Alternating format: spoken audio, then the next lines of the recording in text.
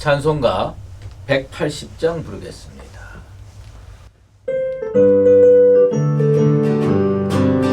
하나님의 나팔 소리 천지 진동할 때에 예수 영광 중에 구름타시고 전사들을 세계 만국 모든 곳에 보내어 구원받은 성도들을 모으리. 나팔 부를 때 나의 이름, 나팔 부를 때 나의 이름, 나팔 부를 때 나의 이름, 부를 때에 잔치 참여하게 돼. 무덤 속에 잠자는 자들 때 다시 일어나 영화로운 구의 승리 얻으리. 주가 택한 모든 성도들은 타고 올라가 공중에서 주의 얼굴 배우리. 나팔 부를 때 나의 이름, 나팔 부를 때 나의 이름, 나팔 부를 때 나의 이름, 부를 때에 잔치 참여하게 돼. 주님 다시 오실 날을 우리 알 수 없으니 항상 기도하고 깨어 있어서 기쁨을 흘려보는 앞에 우리 나가서도록 그때까지 상봉이 기다리겠네. 나팔 부를 때 나의 이름, 나팔 부를 때 나의 이름, 나팔 부를 때 나의 이름, 부를 때에 잔치 참여하겠네.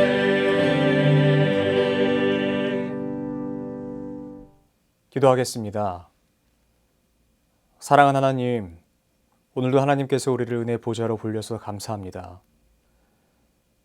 하루의 문을 열 때에 다른 이름을 첫 번째 부르는 것이 아니라 사랑하는 내 주 예수 그리스도의 이름을 부를 수 있는 은혜를 주셔서 감사합니다. 하나님, 우리가 단순히 행위로서만 그리스도인인 척 살아가는 삶에서 사도 바울이 고백했던 것처럼 이제는 내가 그리스도로 살아간다. 십자가의 예전의 나의 삶을 못 받고 예수 그리스도로 말미암아 살아간다. 이 고백이 우리 고백이 되게 하여 주시옵소서. 우리를 사랑하사 이 땅 가운데 오신 예수 그리스도의 그 은혜, 그 십자가를 묵상하는 사순절 기간을 보내고 있습니다. 하나님, 우리가 이 시기에 예수 그리스도의 단순한 고통과 고난에만 집중하지 않게 하여 주시고 주님의 부활, 우리 가운데 완성하신 주의 그 언약을 기억할 수 있는 귀한 시간 되게 하여 주시옵소서. 그러나 그 무엇보다 우리의 죄가 많음을 주님 앞에 토설하는 시간 되게 하여 주시고, 그러나 그 어떤 것보다 하나님의 그 크신 사랑을 집중하고 주목하는, 또한 그것으로 우리를 조명해 볼 수 있는 시간 되게 하여 주시옵소서. 오늘도 은혜 보좌 앞으로 또한 주의 말씀을 사모하는 마음으로 나아갑니다. 말씀 가운데에 오늘 우리가 꼭 받아야 되는 그 말씀, 우리가 들어야 되는 그 말씀 우리에게 아끼지 말고 부어 주시옵소서. 그렇게 행하실 줄 믿고 감사드리며 살아계신 우리 주 예수 그리스도 이름으로 기도드립니다. 아멘. 하나님께서 오늘 우리에게 주신 말씀은 시편 23편 1절부터 6절까지의 말씀입니다. 여호와는 나의 목자시니 내게 부족함이 없으리로다. 그가 나를 푸른 풀밭에 누이시며 쉴 만한 물가로 인도하시는도다. 내 영혼을 소생시키시고 자기 이름을 위하여 의의 길로 인도하시는도다. 내가 사망의 음침한 골짜기로 다닐지라도 해를 두려워하지 않을 것은 주께서 나와 함께 하심이라. 주의 지팡이와 막대기가 나를 안위하시나이다. 주께서 내 원수의 목전에서 내게 상을 차려주시고 기름을 내 머리에 부으셨으니 내 잔이 넘치나이다. 내 평생의 선하심과 인자하심이 반드시 나를 따르리니 내가 여호와의 집에 영원히 살리로다. 아멘. 저는 오늘 이 말씀으로 여호와는 나의 목자시니 라고 하는 제목으로 잠시 하나님의 말씀을 증거하도록 하겠습니다. 목회자가 보통 설교를 준비하거나 설교를 할 때 어려운 본문들이 있습니다. 그 본문은 어떤 본문이냐면 난해 구절들이 많이 들어가 있는 어떤 본문, 유명하지 않은 어떤 본문, 자주 접해보지 않았던 어떤 본문이 아니라요. 반대로 유명한 목사님들이 히트를 친 본문들이 준비할 때 굉장히 어렵습니다. 설교할 때도 굉장히 부담이 됩니다. 이미 본문에 대해서 많은 주석과 설교들로 성도님들이 많이 알고 계시기 때문에 준비하는 데 있어서도 많이 부담이 되고요. 전하는 데 있어서도 많이 부담이 됩니다. 그러나 오늘 이 본문을 선택한 이유는 오늘 이 시대에 우리에게 그 어떤 것보다 필요한 말씀이다라고 하는 확신 때문에 정했습니다. 물론 부담스럽지만, 물론 유명한 목사님들이 많이 하셨지만 오늘 또 우리에게 부어주시는 새 은혜가 있다라고 확신합니다.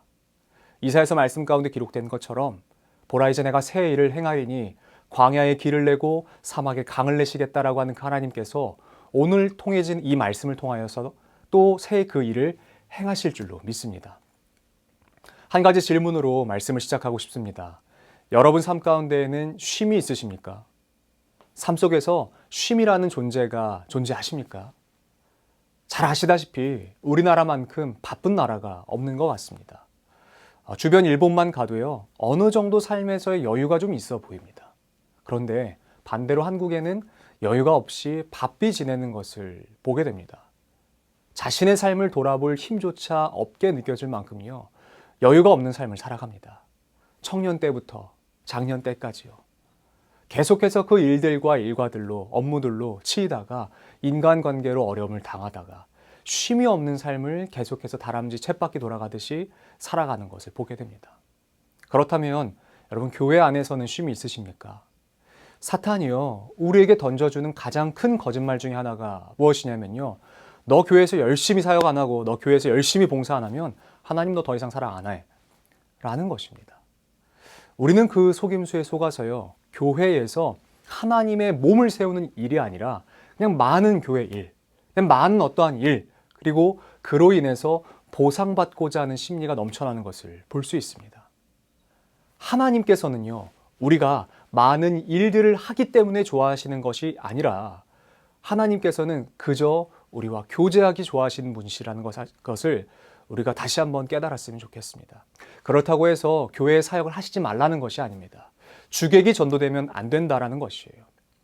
우리가 이 오해와 사탄의 속임수에 넘어간 우리의 상태가요, 잘못된 열심을 만들어내기 때문에 그렇습니다. 많은 일을 해야만 하나님이 나를 사랑해 주실 거야 라고 하는 오해를 가지게 된다는 것입니다. 여러분에게는 쉴 만한 물가가 필요 없으십니까? 전 정말 필요해요. 그리고 여기서 말하는 그 쉴 만한 물가는요, 그냥 간단히 쉴 수 있는 어떤 물가의 개념이 아닌 것입니다. 잠시 쉼을 누리는 쉴 만한 물가, 그런 장소가 아니고요, 소생이라고 하는 것이 허락된 장소라고 하는 것입니다. 이 단어는 구약의 창세기에 나와 있습니다. 하나님께서 하나님의 그 사람을 창조하시고 호흡을 불어 넣으시는 그 사건이요. 먼지와 같았던 흙으로 지어진 사람의 코에 하나님의 생기가 호흡으로 들어간 것입니다. 이것이 소생인 것입니다. 단순한 의미로의 회복이나 휴식의 개념이 아니라 완벽하게 죽었던 데에서 완벽하게 살아난 그 생명이 바로 소생인 것입니다. 쉴 만한 물가에서 우리에게 주어지는 것은요, 단순한 쉼이 아니라 하나님이라는 그 존재 그 자체인 줄로 믿습니다. 그분의 생명이 우리에게 불어오는 곳이 바로 소생케 되는 그 장소라는 것이에요. 그러니까 차원이 다른 것입니다. 단순히 우리가 피곤할 때 자고 일어나는 그 정도의 개념이 아니다라고 하는 것입니다. 그리고요, 하나님은 우리를 생명이 소생하는 그 장소로 인도하시길 원하신다라고 하는 사실입니다. 그 길은 반드시 의의 길인 줄로 믿습니다. 그런데 이 안에서 정말 중요한 것은요, 그 인도함을요, 하나님께서는 당신의 이름을 위하여서 하신다라고 이야기합니다. 이것은 하나님의 명성과 어떠함 때문에 일하신다라는 개념으로 우리가 자칫 오해할 수 있지만 그런 말이 아니라 이 말은 이렇게 해석하시면 훨씬 더 쉬우실 것이에요. 당신의 이름을 걸고. 이 뜻이에요. 하나님께서 어떤 사역을 하시고 어떤 일을 하실 때 특별히 우리를 인도하심에 있어서는요, 하나님의 이름을 걸고 일하십니다. 그리고 이 일은 하나님의 이름을 걸고 하시니까 반드시 완수해 내실 거라는 것이에요. 어떤 사람이 본인의 이름을 걸고 하는데 그 일을 대충 하겠습니까? 하나님께서도 하나님 그 당신의 이름을 걸고 하시기 때문에 대충 하시지 않는다라는 것이에요. 온 힘과 온 정성을 다해서 하나님이 그 일을 하십니다. 사람은 한계가 있고 사람은 어려움이 부딪히면 그 일을 포기하기도 하지만 우리 주 하나님은 한계가 없으십니다. 전능하십니다. 전지하십니다. 지금 우리의 상황 가운데 가장 필요한 것이 무엇인지 아시는 그 하나님께서는 우리를 당신의 이름을 걸고 인도하고 계신다는 것이에요. 그러므로 우리는 어디로 가든지 하나님의 그 인도하심을 받아 걸어갈 수 있게 될 줄로 믿습니다. 그런데 오늘 본문에서는 우리가 피하고 싶은 장소를 이야기합니다. 그곳은 바로 사망의 음침한 골짜기예요.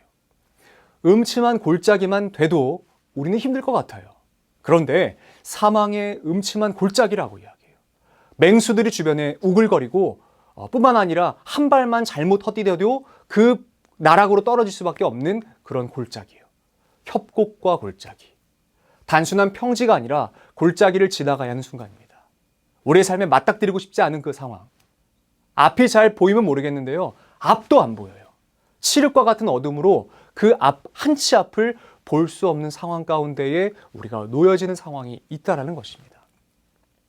실제로 이스라엘에 갔을 때 한 체험을 했는데요. 그 당시에는 이제 여러 일들 때문에, 특별히 미국의 어떠한 이야기 때문에 전시 상황이 되어서 이스라엘에서 그 광야길을 걷거나 밤늦게 나가는 것을 조심하라고 이야기했습니다. 그래서 원래대로였으면 밤에 광야를 나가는 광야 체험을 하는 것이 일정의 스케줄이었지만 그때 할 수 없었습니다. 그래서 어떤 것을 했냐면 한낮에 가이드 하시는 목사님께서 손수건을 꺼내서 저희 갔던 사람들의 눈을 가리고요. 광야를 걷게 하셨어요. 정말 무섭습니다. 왜냐하면 발을 한번 잘못 디디면 5m, 10m 절벽으로 떨어져요. 한 번만 잘못 디디면. 근데 그때 누군가의 팔을 의지해서 걷게 되면요. 걸어가게 되더라고요. 그런 상황입니다. 사망의 음침한 골짜기는 단순히 내가 어떤 상황, 내가 예견했던 어떤 상황, 아니면 내가 예견하지 못했지만 두려운 어떤 상황 정도가 아니라 한 발도 내 힘으로, 내 자력으로는 내디딜 수 없는 상황이라는 것이에요. 그때는 어떻게 되겠습니까? 그런 상황에서 우리가 어떻게 나에게 가해질 해를 두려워하지 않을 수 있겠습니까? 믿음이요. 단순히 믿음으로 해결될 문제는 아닐 것 같습니다. 오늘 본문에서는 그 해답을 이야기해요. 이어서 말하는 본문에서는 뭐라고 이야기하냐면요. 지팡이와 막대기가 있다라고 이야기해요. 목자 되신 예수 그리스도께서 우리를 어떻게 하시는가? 하나님께서 우리를 어떻게 인도하시는가? 지팡이와 또 한 손에는 막대기를 들고 우리를 인도하신다라고 이야기를 합니다. 지팡이와 막대기는 용도가 다릅니다. 지팡이는 말 그대로 양을 치는 용도고요. 막대기는 양을 지키기 위한 용도입니다. 아무리 멍청한 목자라고 할지라도 지팡이로 맹수와 싸우지 않습니다. 그리고 막대기로 자신의 양들을 때리지 않습니다. 사망의 음침한 골짜기에서 나를 노리는 맹수들 앞에서 우리가 두렵고 떨릴 수밖에 없는 그 상황 가운데에서 떨지 않을 유일한 이유가 바로 이것인 것입니다. 주의 막대기가 함께 있기 때문이에요. 협곡이나 웅덩이와 같은 것을 만나도 두려워하지 않을 수 있는 이유는 우리의 목자 되신 하나님의 지팡이가 있기 때문이 그런 것입니다. 즉 해를 두려워하지 않을 수 있는 유일한 비결은요. 주께서 나와 함께 하심 외에는 없는 것입니다. 관계가 불편한 사람과 여러분 식사를 해본 적 있으십니까? 단순히 내가 어려워하는 사람 정도가 아니라요. 나와 원수 간에 있는 사람이요. 나를 싫어하는 정도가 아니라 나를 증오하고 나를 어떻게든 해하고 싶어하는 그 사람과 함께 식사를 해야 되는 상황, 상상만 해도 싫습니다. 그런 사람과 겸상해 보신 적 있으십니까? 실제로 다윗은 이런 상황을 경험했습니다. 자신을 죽이려고 하는 원수와 사울, 눈에 보이는 것은 사울일 수 있지만 또 원수와 대적해야 되는 상황 가운데에 놓여졌던 것을 봅니다. 그런 상황이 있을 때요. 한 끼에 20만 원, 30만 원짜리 뷔페 음식이 차려졌어도 맛이 있겠습니까? 5성급, 7성급 호텔 주방장이 이 음식을 만들어서 풀코스로 차려준다고 해도 소화가 되시겠습니까? 음식은 단순히 음식의 맛이 좌우하는 것이 아닙니다. 누구와 먹느냐, 어떤 자리에서 먹느냐가 훨씬 더 중요하다고 이야기해요. 아무리 맛있고 아무리 고가의 음식이라고 할지라도 나를 죽이려고 칼을 겨누고 총을 겨누고 어떠한 그 무기를 겨누고 있는 사람 앞에서 맛있게 먹는 것은 불가능합니다. 먹을 수가 없는 것이에요. 먹는다고 해도 아마 먹는 족족 다 체할 것입니다. 그럼에도 불구하고 다윗은 이렇게 고백해요. 하나님, 내 잔이 넘칩니다. 단순히 물을 마시는 잔의 개념이 아닌 것입니다. 결혼이나 잔치에서 마시는 포도주가 넘친다는 개념인 것이에요. 더 쉽게 말해볼까요? 원수의 목전에서도 기쁨이 넘친다는 이야기를 하고 있는 것입니다. 원수의 목전 앞에서 밥을 먹는 자의 고백이 하나님과 도저히 못 먹겠습니다. 이 상황에서 어떻게 밥을 먹습니까? 라고 원망하는 것이 아니라 하나님, 이 자리에서도 기쁨이 넘칩니다. 이는 단순히 실성한 것일까요? 그게 아니라 다윗에게는 확실하게 믿는 구석이 있었던 것 같습니다. 그것은 6절에 고백되어 있고요. 그가 믿는 구석이 무엇인가? 평생의 선하심과 인자하심이 반드시 함께 하시기 때문이라고 이야기합니다. 그가 원수의 목전에서 밥을 먹어야 되는 상황에서 이 상황이 원수의 앞이든 아니면 원수와 함께 먹는 것이든 아니면 감옥이든 나락이든 그가 말하는 어떠한 장소이든 상관없다라는 것이에요. 왜 그럴까요? 그것은 바로 그의 평생 동안 선하심과 인자하심이 반드시 따를 것이기 때문이라고 이야기합니다. 다윗에게는 이 믿음이 있었어요. 그리고 오늘 우리 함께 예배드리는 사랑하는 모든 성도님들에게도 이 믿음이 있으셨으면 좋겠습니다. 시편 23편 이 여기 안에 기록된 모든 말씀은요. 쉴만한 물가에 대한 기록이요. 그리고 사망의 음침한 골짜기에 대한 그 기록이요. 그리고 원수의 목전에서 그 상을 차려주시는 그것에 대해서 감사할 수 있는 기결은 한 절에서 끝나는 것이에요. 그것은 바로 1절입니다. 여러분 1절의 말씀이 믿어지죠? 그러면 나머지 모든 것은 다 풀리는 것입니다. 반대로 1절에서 막히고 1절이 아멘이 안 되면요. 다른 말씀은 그냥 어떤 허무맹랑한 이야기 아니면 동화책에서나 볼 수 있는 그런 이야기로 끝나는 것이에요. 여러분 삶의 목자는 누구이십니까? 이 믿음과 문제가 해결 안 되면 다른 어떤 말들도 풀어갈 수 없는 것입니다. 여호와가 나의 삶의 목자가 되신다는 것이 믿어지십니까? 반대로 믿어지지 않으십니까? 이것이 가장 중요한 것이에요. 다윗이 왜 하필 하나님의 많고 많은 이름 중에서 목자라고 하는 그 보잘것없는 것을 예를 들어서 얘기했을까요? 예를 들면 전능하신 하나님, 전지하신 하나님, 거룩하신 하나님, 위대하신 하나님 등등의 여러 표현들이 있을 텐데 말입니다. 이스라엘에게는 또한 팔레스타인 이 지방에서는요. 목자를 선택하는 방식이 있습니다. 양을 가진 그 양 주인들이요. 양을 직접 키우는 경우는 별로 없고요. 목자들을 고용을 합니다. 그런데 그 고용하는 방식이 굉장히 새로워요. 지원하는 사람들을 데려다 놓고 가장 먼저 무엇 하냐면 그 사람들의 옷을 벗깁니다. 윗옷을 벗겨요. 그리고 나서는 이것을 합니다. 근육 확인하는 것이 아니라 식스팩이 있고 근육이 우락부락한 것이 있는가 그것을 확인하는 것이 아니라 이것 하나만 확인하면 이 사람이 아무리 키가 작든 아무리 왜소하든 아무리 힘쓸 수 있는 능력이 전혀 없어 보여도 그 사람에게 맡깁니다. 반대로 이것이 없으면 아무리 등치가 크든 근육질이든 힘이 세 보이든 상관없어요. 그 사람 안 뽑습니다. 이것은 무엇인 줄 아십니까? 맹수와 싸우다 물린 흔적이요. 맹수에게 핥혀진 흔적이요. 그 상황 가운데에서 맹수들에게서 양을 보호한 흔적이 있는가? 이것을 보고 나이가 많든 키가 작든 상관없이 그들의 목동, 그들의 목자로 고용하는 것이에요. 이스라엘 그 어떤 사람들보다 다윗은 그 목자에 대한 개념을 정확하게 이해한 사람입니다. 그런 그가 여호와가 목자 되신다라고 이야기합니다. 무슨 말인지 아시겠습니까? 하나님의 몸에는 그들의 양을 지키기 위해서 그의 양을 지키기 위해서 온 몸에 상처가 많다라는 것이에요. 그것을 신뢰한다는 것이에요. 우리 주님 몸에는 상처가 굉장히 많습니다.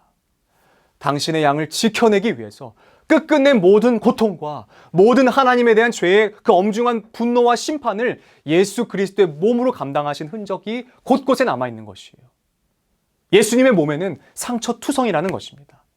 내가 마땅히 받았어야 될 그 고통을 예수 그리스도께서 받으셨으니까요.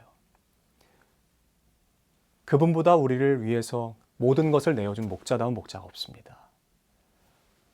예수 그리스도께서 하나님께서 여호와께서 우리의 삶의 목자가 되어주신다면 어떤 것이 부족하겠습니까?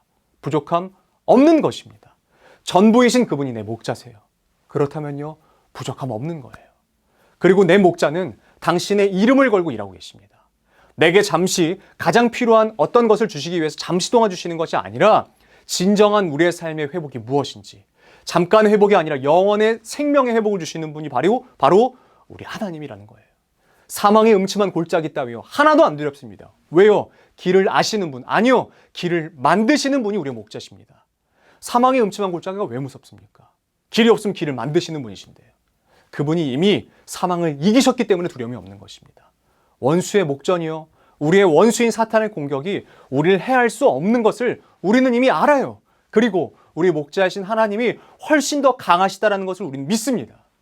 또한 그분은 사망이라고 하는 우리는 결코 해결할 수 없는 그 문제를, 또한 그 문제 앞에 있는 우리에게 기름을 부어주십니다. 이 기름 부음은 오직 왕에게 행하는 행동이죠. 바꿔 말하면 원수의 목전에서 하나님께서는 우리를 마치 왕처럼 세우신다는 것이에요. 아담으로부터 시작된 모든 그 죄가 왕노릇했던 그 삶을 끊어내시고 이제는 예수 그리스도로 말미암아 살아가는 사람답게 우리에게 기름 부으신다는 것입니다.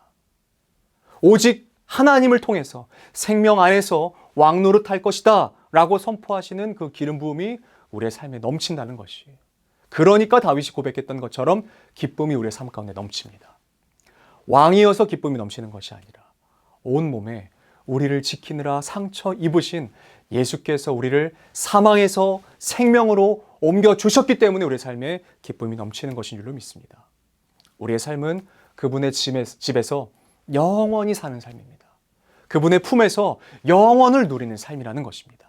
선하심과 인자하심으로 우리를 안으시는 예수 그리스도 안에서 사는 삶이 바로 우리의 삶이라는 것이에요. 여러분의 삶의 목자는 누구이십니까? 여러분을 지키기 위해 몸의 상처를 기꺼이 당하신 분이 누구십니까? 아담으로부터 시작된 죄악을 생명으로 이겨내시기 위해서 그 모든 죄악을 끊어내신 분이 누구십니까? 바로 우리 주 예수 그리스도이신 줄로 믿습니다. 그분이 우리의 삶을 보호하고 인도하시기에 우리의 삶은 부족함이 없는 것입니다. 예수께서 우리의 삶의 목자가 되어주십니다. 내 삶에 무엇이 있어서 부족함이 없는 것이 아니라 예수님께서 우리의 삶의 목자가 되어주시기 때문에 부족함이 없는 것이에요. 예수 그리스도로 말미암아 평생에 부족함 없는 삶을 누릴 수 있게 되는 것입니다. 오직 여호와만이 우리의 삶의 목자이십니다.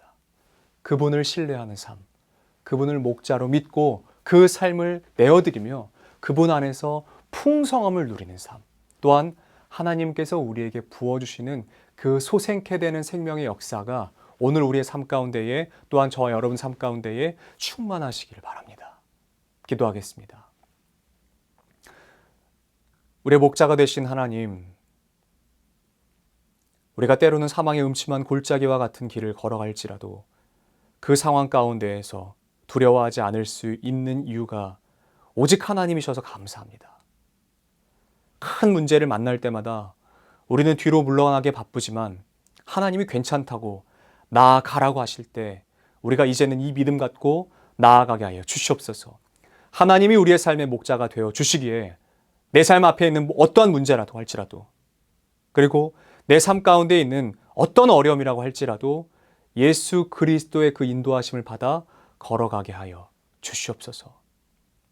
원수의 목전이 두려운 것이 아니라 하나님이 내 삶에서 목자로 믿어지지 않는 것이 훨씬 더 두렵다라는 것을 우리가 깨달아 늘 깨어있게 하시고 늘 하나님께 우리의 삶을 맡겨드리며 또한 하나님께서 인도하시는 대로 인도함 받는 겸손한 우리가 되게 하여 주시옵소서.